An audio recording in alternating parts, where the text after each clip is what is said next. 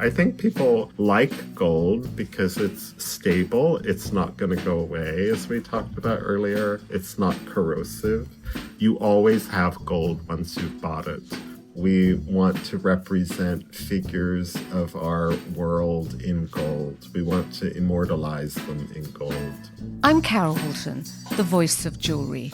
Welcome to If Jewels Could Talk. I'm an author and broadcaster, and the woman who initiated the role of jewellery editor at magazines like Tatler and Vogue. This is a podcast for everyone, for people who do like jewellery, for people who don't realise they like jewellery, and anyone intrigued by fascinating facts, new ideas and forgotten histories. So join me as I tell sparkly tales and meet all sorts of people, delving into 4 centuries of jewellery culture and investigate what's happening now.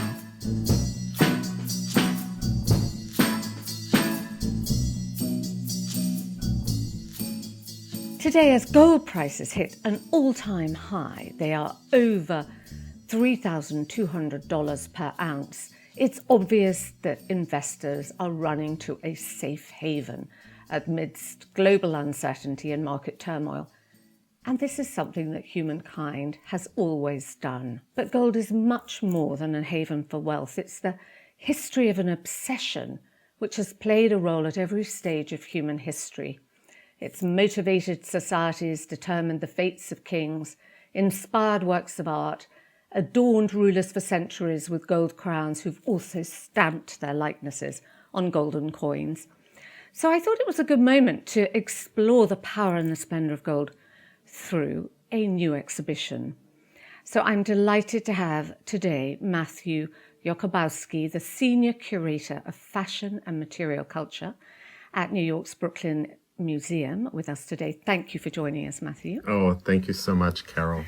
And Matthew is the lead curator of the new exhibition called Solid Gold. Matthew, the images of it are quite overwhelming in their yellow shine. It's quite extraordinary spectacle.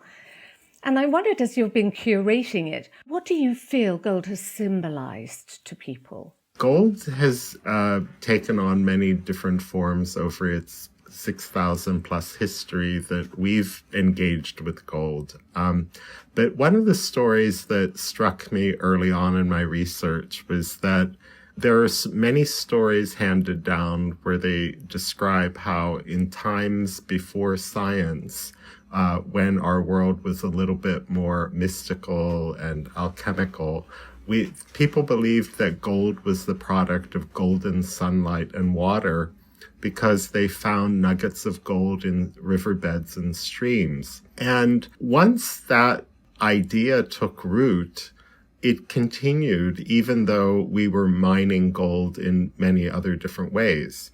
So our human attachment and relationship between gold and the sun continued. So when we have crowns or we have paintings with halos, or we have necklaces, they're in essence representations of the sun. I mean, when you think of it, the rainbow, there's always a pot of gold at the rainbow. And I suppose some people interpret that as wealth, but also it's happiness, isn't it? Well, people, I think, apply their own personal meanings to gold. Sometimes we do feel that gold is about happiness. And I think certainly in this market, if you have invested in gold, it's making you happy. But also gold, it's very symbolic for people in terms of relationships. We often have gold rings. We often make statues that we feel bring us some degree of spirituality. We depict them in gold. And many times those statues represent even more ideas. For example, in the exhibition, I have a statue by Mark Quinn of the model Kate Moss. And the sculpture is titled Siren, referencing back to the ancient sirens who were half bird, half woman, and they were said to have mystical songs that they would sing that would lure sailors to their wreck. Well, in a modern interpretation, one could say beautiful Kate Moss is perhaps her allure is drawing people to wreck ships, symbolically. So the stories and attachments that we have to gold, I think, go beyond just words. And so different emotions are evoked by seeing gold. I mean, there's a quote, isn't there, when Columbus on his first voyage to America said, "Oh, most excellent gold. It's a treasure that helps souls to paradise." Mm-hmm. I mean, that's kind of, I guess if you hadn't seen it before, it must be extraordinary, because I guess that's one of the important elements of gold, is that it does not tarnish. Mm-hmm. It stays as fresh and as yellow and as shiny as the day it was unearthed. Yes. One of the things I like to point out to people is that their phones contain gold. And, in the discussion that we often have about how is gold only for those privileged people? Well, our telephones today wouldn't operate the way they do if they didn't have non-corrosive gold in them, because gold is what makes the USB-C connector work. It's what makes the camera work. And it's what makes it possible for you to have an iPhone or a smartphone for many, many years, because the metals inside it do not corrode. And so technology is democratizing gold for us. If we think back to, for example, radios or other early electronics that had metal elements to them, maybe you've seen one at a flea market, for example. When you open it up, oftentimes those tubes or metal components all have like white corrosion or something on them. But if you open up an iPhone today, you'll see it's all spanking brand new. It's a very good point about the democratization. Mm-hmm. And also that it poses this conundrum for a lot of young eco-campaigners who don't like mining, but they want gold for their iPhones. Exactly. The history of gold mining has been a long evolution. And even though people are concerned about the ecological aspects of mining, it hasn't diminished our thirst to have the metal, because it affords us these great new examples of technology. Just a little bit about gold mining. Because you've got a whole section in the exhibition on its history of mining, haven't you? Yes, I do. I think it's very important, especially at Brooklyn Museum, we very much like to have very open conversations about art and all of the aspects of it. And if you're going to have a conversation about gold, you have to talk about how it's mined. Aside from those fortunate few that found gold in riverbeds and streams, and we see more examples of that today. For example, if you watch the television show Gold Rush, where they're mining the ocean floor for gold, most gold is found in hard earth. And the Romans early on, when they were in Spain, they invented hydraulic mining, which is essentially pounding the earth in a much quicker way with water, reproducing what would happen in a riverbed or stream over millennia. So hydraulic mining pounded the earth, releasing the gold, because gold's frequently found in rocks like quartz, which are very hard. And when the gold rush started in California, people did hydraulic mining, and it was starting to change the landscape of San Francisco. They were eliminating entire hills in order to find gold in them. So a lot of people that were living in San Francisco at that time initiated new laws to forbid changing the landscape for mining. But then we look today, recently in Brazil in the 1980s, in the Serra Pelada region, there was renegade gold mining that happened where people from all strata of society were going to get a bundle of earth from this chasm that was created, hoping that inside their small bundle they were going to find gold. And they used a process called mercury amalgamation, where you would break down the rock and you add a mercury solution to it, and it would coagulate the metals together. You then have to heat it, which then releases the mercury into the environment. So after 8 years of Serra Pelada being this wonderment that was documented by the photographer Sebastiano Salgado, it had to be closed, and it became a mercury-contaminated lake, and the water from it seeps out into the environment, and it's affecting the indigenous communities that lived around that area. Now, that's an example because those are small types of mining operations. Larger ones, of course, today have to be more conscientious about it. But there's a lot of organizations founded to help create small production mines that are safe and are not having bad effects on the environment and its peoples. We've actually had a program on the podcast dedicated to single mine origin, which is all about that. So if anyone listening wants to go back, they can look in the catalogue and hear that. But that's so interesting. And you've got a locket in the show, haven't you, with nuggets of gold dust inside that somebody would have found and wanted to keep as precious. Yes, we have it. One of the oldest examples of gold in the exhibition is a small petri dish of gold fragments that were found in ancient Egypt over 4,000 years ago. And then nearby it, I have this locket, which I've borrowed from the American Numismatic Society, which has gold filings and bits inside of it.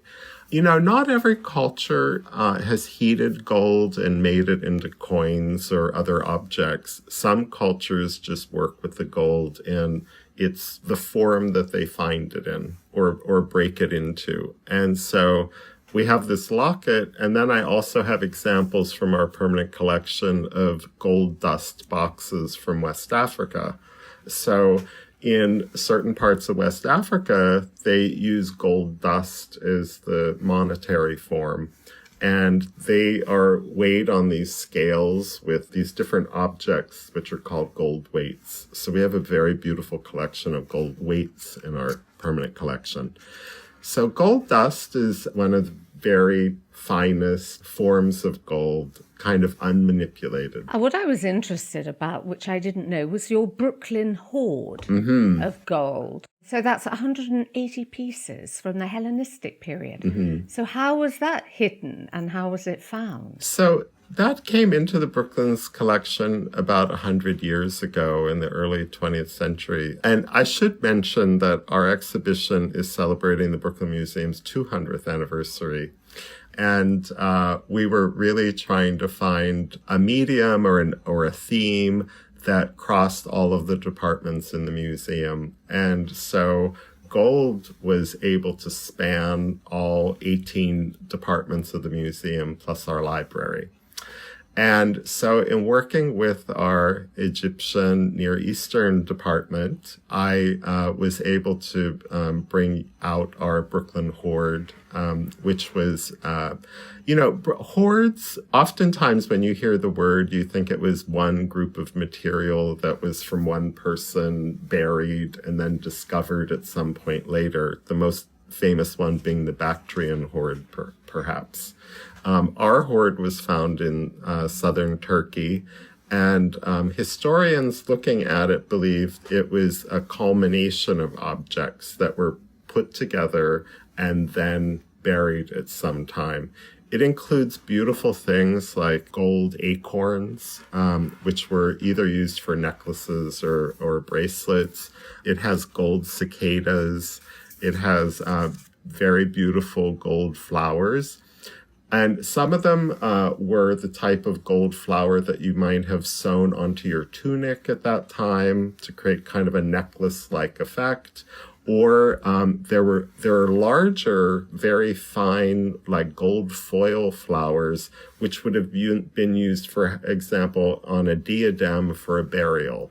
So it's clear that the elements in the hoard come from different locations and times, but it was all buried together at one point. And then it was donated to you. Correct. 100 years ago. Yes. That's amazing. That's fantastic to have in your collection. But I think, as you said, it's across all your departments. And I think that comes through about the gold to me through your exhibition, is that it dominates our life in so many areas. Mm-hmm. It's the sort of breadth that you have that incorporates gold, from, as you say, medieval paintings with gold halos to golden lurex disco dresses to jewelry. I mean, it's sort of everywhere in our life, isn't it? Well, it is everywhere in our lives, both in real forms and in simulated forms. And in doing an exhibition about gold, early on, I would joke with people, could we have picked a bigger topic? And so the question was, how are we going to narrow this down? How are we going to tell the story? Of course, I conveniently had that it was our 200th anniversary. And so I was able to use our permanent collection as the armature for the whole show. So there's 4,000 works in our collection that are either gold or have a gold aspect to them, which I then expanded to also include works, for example, in porcelain or glass that were made to look gold. I brought in those conversations also. But once I had that armature, which was made of 250 works from our permanent collection, I then infused it with fashion and jewelry from really great collections and designers. So in doing that, when you get into 20th century fashion, a lot of the gold fabrics are not actually real gold. They're lurex, as you mentioned. And then you seem to me to be just trying to create dialogues and provoke thought between the past and the present by juxtaposing these ancient artifacts with something really contemporary, which kind of did the same job. Yes, it does. You know, we have artworks, for example, like Namjoon Paik's Golden TV Buddha. So you have an ancient sculpture, but it's on a closed circuit TV camera, bringing it up to today. And you have the Buddha contemplating itself on a video monitor and creating this cycle, which I love, this kind of cycle of looking back, looking and coming forward, which to me is also like gold itself, which is continually being recycled. I like to say that whatever gold we had 6,000 years ago, we still have today. And it's partially true. And the thing about gold, as you mentioned earlier, it doesn't rust, it doesn't corrode, is that it continually can be melted down and made new again. It's not something that retains its history. Once you melt the gold, all the history disappears. So that's why, you know, for example, we often talk about the gold Columbus you mentioned earlier, taking the gold from South America to Europe. I mean, in doing that, it lost its original history once it was melted down. But I do have in the show a block of gold that was recovered from one of the ships that had sunk during a hurricane. So it's from 1622, and you can actually see what a block of gold looked like from that time. Wow, that's incredible. I think also, as you talk about that sort of melting down of gold, I think it was when human beings discovered that it could be very malleable and you could beat it, string it, make it into wire, that they began to really experiment decoratively. Yes, and they also discovered that it could be many colors. So one of the things that people often don't realize is that a lot of the gold that was found in Egypt, for example, was a 10-karat gold because it had a lot of white metals in it. And it was a particular shade of gold that was very bright called electrum. And so if you see the mask of King Tut, for example, that has electrum in it, though it looks very yellow in all the photographs that we have. It has a little copper, doesn't it? A little copper, a little silver, and gold. It's interesting because 24-karat gold itself, which is 100% gold, is actually a little bit soft. So if you're making jewelry, for example, it's very important to add a little bit of another metal just to give it strength. So I've found, like, the designer Suzanne Belperon, for example, she liked to work with 22 karat gold, well, so that it retained its yellowness, but it was hard enough to be a brooch or bracelets or whatever her design might be. But I have to explain to a lot of people, because they ask about what is white gold. How is it that gold is white? And typically white gold is 18 karat gold, which means that it's just 75% yellow gold, but it has 25% of another metal. And you ask yourself, well, if the majority of the recipe for white gold is yellow, why does it look white? And so I had to go on a long rabbit hole to uncover all of these details. But essentially, the metals palladium or platinum that you're mixing with the yellow gold have a much higher tinting power than gold does. And it obfuscates the yellow color because it kind of coats the molecules.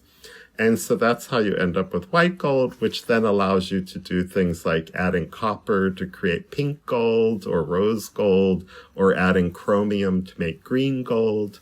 And in the exhibition, I have examples from Cartier of cigarette cases that they made in the early 20th century, where they mixed different shades of gold together in very beautiful Art Deco patterns. But primarily when I look at the exhibition, it screams yellow to me. You don't really have any white gold on display, or not much, so people notice. Yeah, I have one watch just to explain and show people what white gold looks like. Yes. And who's the watch made by? Vacheron. Oh, Vacheron Constantin. Yes, exactly. And I see you have an Oscar, a gold Oscar. Whose is that? That's a Brooklyn story. It's from a man named Paul Jabara, who was born in Brooklyn. And he went on to write the song Last Dance for Donna Summer from the film Thank God It's Friday.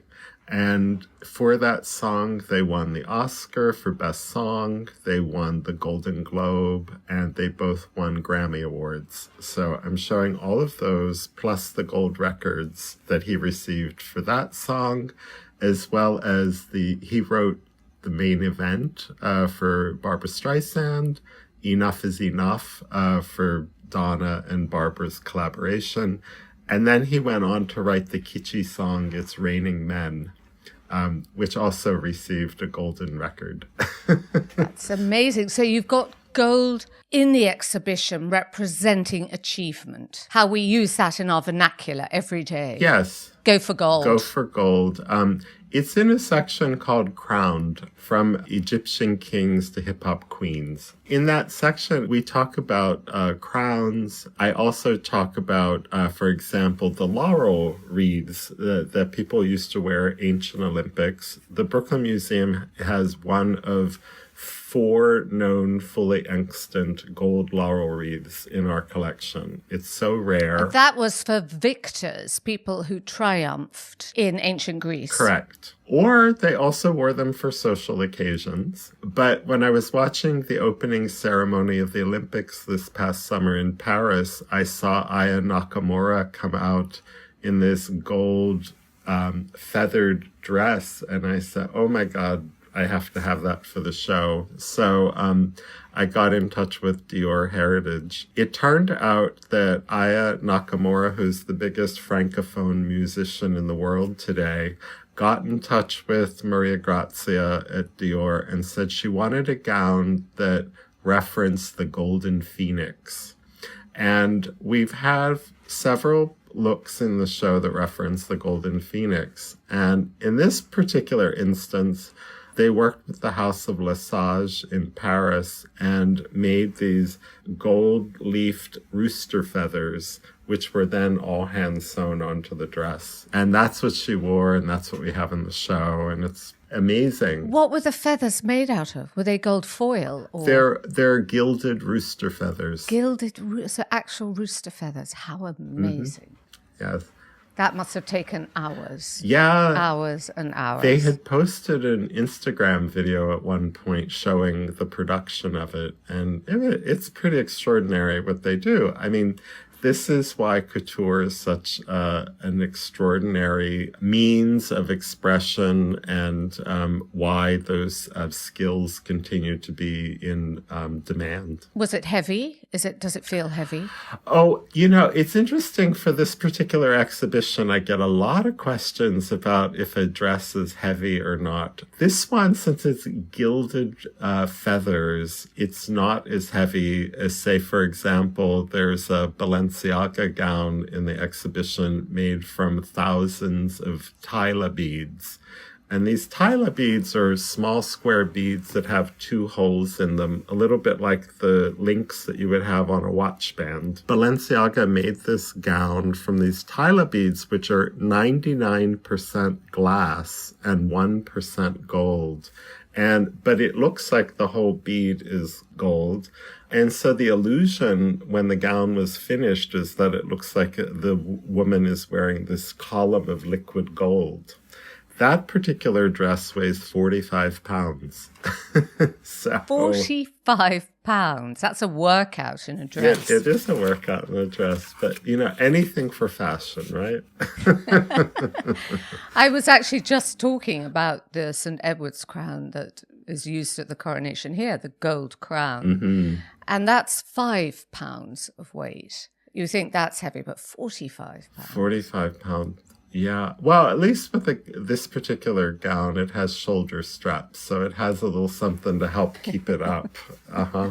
Not your neck. Not your neck. So as well as having it as gold representing triumph and achievement, you've also got gold representing death and the afterlife. Well, gold comes up a lot when you think about ancient cultures. And many people thought that ancient figures had gold skin. There are also figures of scarabs in the collection, for example. And scarabs were thought to be creatures that made the sun come back, that they were rolling the sun and then it would reemerge in the morning. So there's a lot of tales about darkness and light and the afterlife. It's very interesting that the scarab then comes back in some jewelry by Cartier in the 1990s, 1980s. They were returning to motifs that they had explored in the 1910s, 1920s,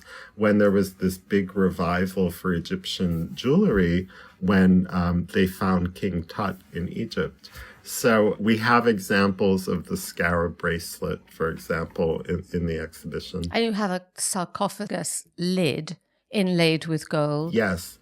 So this particular sarcophagus lid was very interesting for me because it's draped with gold chains on the front, painted, but it looks draped.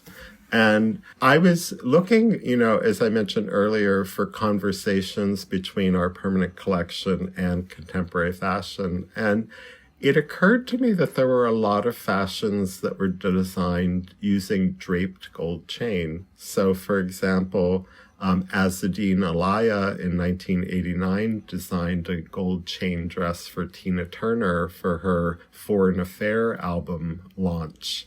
And so we have that beautiful mini dress from Azzedine for Tina.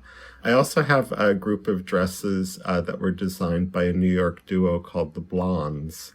And they've done work for people like Carrie Underwood and Billy Porter and J-Lo. So I have a whole suite of looks that they designed for them, made from gold chain. And when you talked about King Tut, you do have a Galliano dress that references that, don't you? Oh, I do. Thank you for bringing that up. Yes, John had been in Egypt. He was flying over Egypt. And at the same time, he had been doing a lot of research on Christian Dior's 1954 H line. And John was very good, still is, at mashing different cultures and ideas together.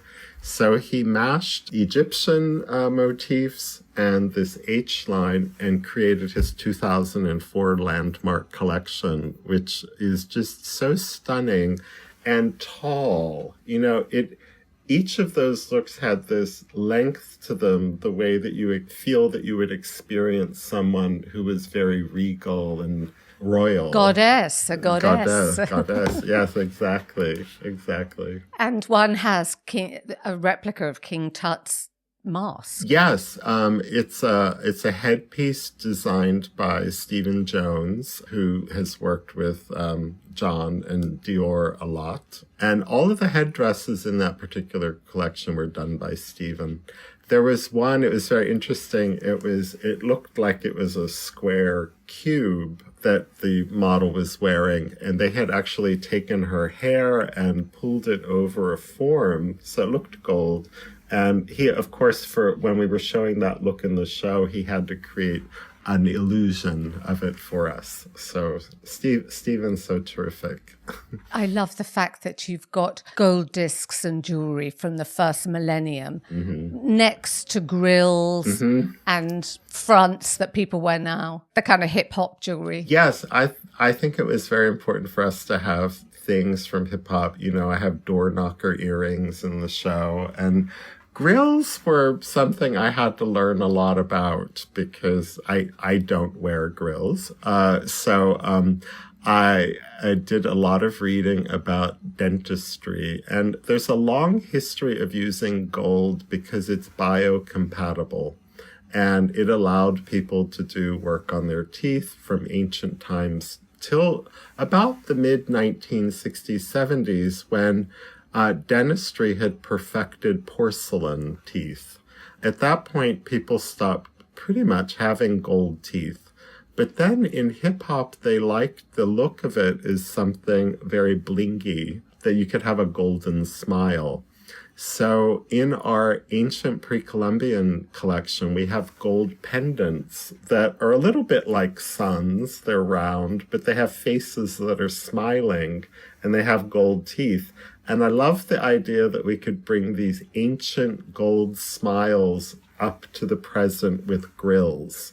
So I talk about how grills come in different forms. You have ones that are just outlines of teeth that are called frames. If they're solid gold, people call them fronts or golds. And then if you have 10 top and 10 on the bottom, they call those a wall-to-wall. So, if you had one, which would you have, Matthew? Oh, if I had one? I think I would just have like one on one tooth for the evening. I think that would be enough. I think I'd have a little diamond. Yes, exactly. Just like a little, make your teeth whiter. Oh, that's yes. They have beautiful ones. I know. And so then you also talk about the real object of wealth, how people have carried gold coins as their wealth around them, and coinage has really cemented gold's association with power and trade and business flourishing. And this gold coins really enabled society to prosper and for people to trade and society to flourish. Well, gold obtained value at a certain point. People decided that gold was something that they were going to attribute a particular amount of wealth to. And it became a way, for example, during Roman Empire, that the empire could pay people with a particular coin. So coins started in a city called Lydia, which is in southern Turkey, which is the same area about where our Brooklyn hoard comes from. And gold coins eventually became used as propaganda also, because oftentimes people like Julius Caesar would have their face on the front of the coin.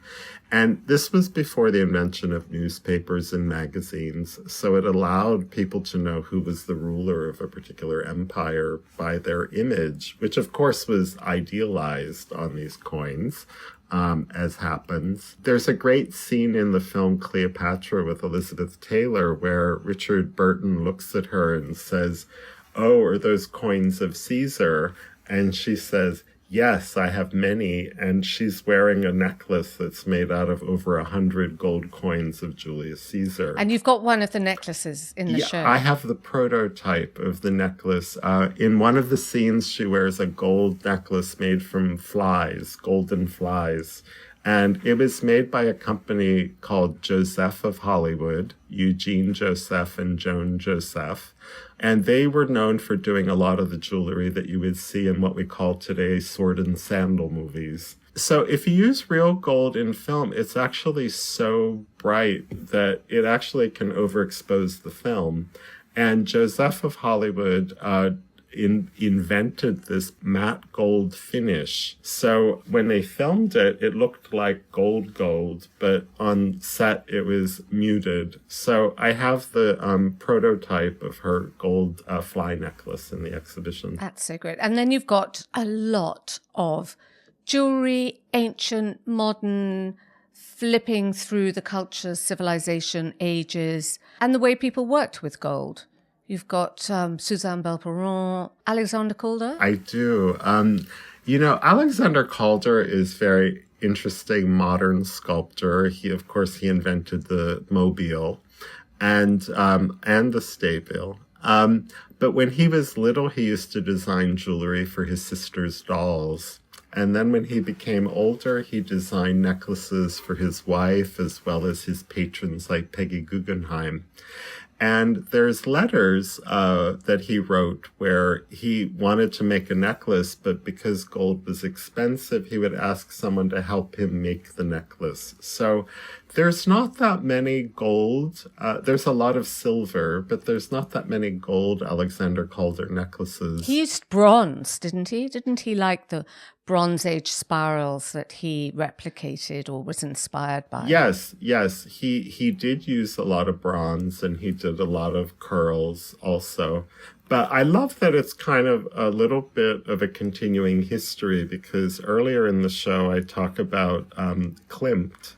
And Klimt's father was actually a gold worker. And I was surprised that we don't talk about that more, because we often talk about the gold swirls that he has in his paintings, which were inspired by Mycenaean gold. But we actually don't talk about his father very much, who was a great gold worker of the time. And that's how Klimt learned about gold. So you've really researched every aspect of this. It's a very big topic, but I researched as much as I could in the time that I had. Which was how long? How long did you have?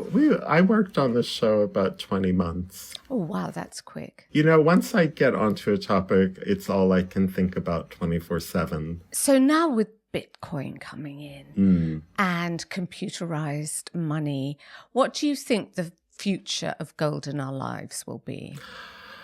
Well, I think when you spoke earlier about the price of gold today, I feel like it's still going to be something that's stable in our lives. A lot of things on the internet, a lot of things that are like stocks, for example, it's all a little bit of an illusion of money. And I think it's a little bit like when you think about music. For a long time, there was the record album, then there was the CD, and then we went digital. And then suddenly there was the revival of the vinyl record, because people wanted the object. They loved the music, but they also wanted to own something if they were paying money for it. And so I think people like gold because it's stable. It's not going to go away, as we talked about earlier. It's not corrosive. You always have gold once you've bought it. I think once you buy Bitcoin, you're not a little bit unsure about it. And its beauty. And obviously, as human beings, we're transfixed by that. And it has a hold in some way on our psyche. It does. I think in much the same way that the sun does, I think it's why we want to represent figures of our world in gold. We want to immortalize them in gold. I think that's why, the Kate Moss sculpture is in gold. I mean, Mark Quinn was working with her and he wanted that image to last forever. And it sort of brightens our life. We head towards the light. We do. We all revere the sun. We all want brightness in our lives. And I think today, after coming out of COVID, we're always looking for that little bit of joy, that little bit more brightness. So gold does that for us. So this exhibition that spans many millennia is just a dot in the history of gold, do you think? It'll go on and on. I don't see it stopping. Gold mining has escalated so much. If you look at the 20th century, we produced more gold in this century than we did in any before. And in the United States, for example, in Nevada was the biggest gold producer in the world 3 years ago.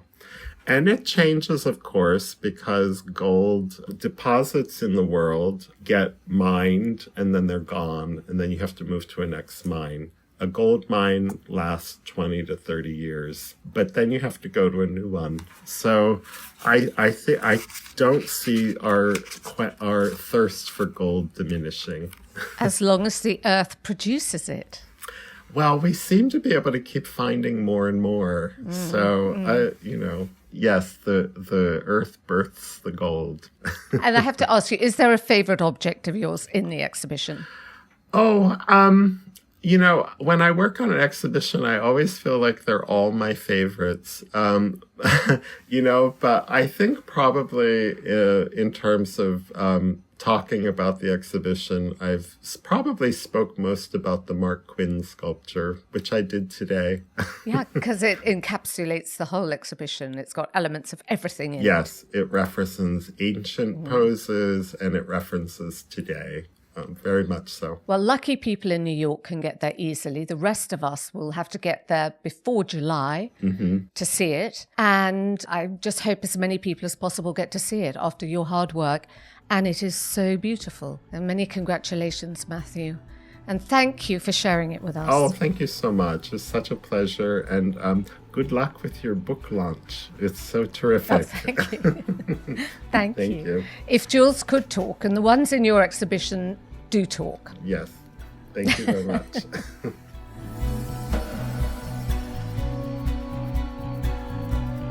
Thank you for listening. For this and other episodes of If Jewels Could Talk, please go to our website, carolwoolton.com. And if you've enjoyed it, please share it any way you can. And we love to have a rating and a comment, so thank you. Join me again in 2 weeks for the next Jeweled Nugget, when we'll be travelling out to Palm Beach and viewing one of the greatest collections of artists' jewellery in the world. So see you in 2 weeks, and thank you for joining me. Bye-bye. If Jewels Could Talk with Carol Woolton is produced by Natasha Cowan, music and editing by Tim Thornton, graphics by Scott Bentley, illustration by Jordi Labanda.